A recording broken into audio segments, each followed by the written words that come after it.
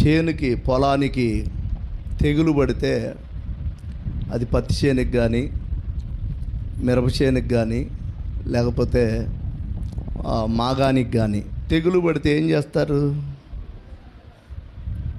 మందు కొడతారు, తప్పనిసరిగా మందు స్ప్రే చేస్తారు. అలాగే మన ఇంట్లో ఏదైనా సమస్య వస్తే ఒక రకంగా తెగులే పడింది అనుకుందాం.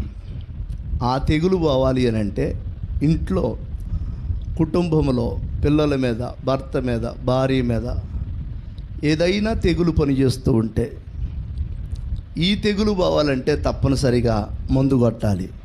దీనికి ఏం మందు కొట్టాలి అని అంటే ఉపవాసం అనే మందు కొట్టాలి. దేవునికి స్తోత్రం. మందు లాంటిది ఇది. ఆమేన్.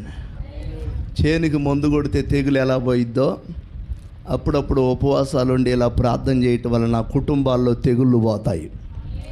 అంత ప్రత్యేకత ఉంది ఉపవాస ప్రార్థనలో. ఒకరోజు యేసుక్రీస్తు ప్రభువారు ఒక దయ్యాన్ని ఆయన శిష్యులు వెళ్ళగొట్టలేకపోతే యేసయ్య వెళ్ళి ఆ దయ్యాన్ని వెళ్ళగొడతాడు. తర్వాత శిష్యులు వచ్చి, ప్రభువా, మేము దయ్యాన్ని ఎందుకు వెళ్ళగొట్టలేకపోయాం అని శిష్యులు ప్రభువుని అడుగుతారు. అప్పుడు ప్రభువు చెప్పిన మాట ఏంటి అని అంటే, ఎట్లాంటి దయ్యం వదిలిపోవాలంటే ఉపవాస ప్రార్థన వలనే కానీ మరి దేని వలన సాధ్యం కాదా అంటాడు. ఆమేన్. దేవునికి స్తోత్రం. కనుక ఉపవాస ప్రార్థనల వలన మొండి దెయ్యాలు బారిపోతాయి.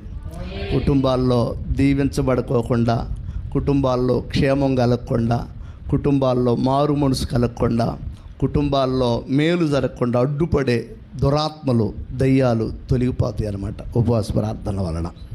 అందువలన అన్ని కార్యముల కంటే, అన్ని ప్రార్థనల కంటే ఉపవాస ప్రార్థనలో పాల్గొనుట చాలా చాలా చాలా మంచిదే.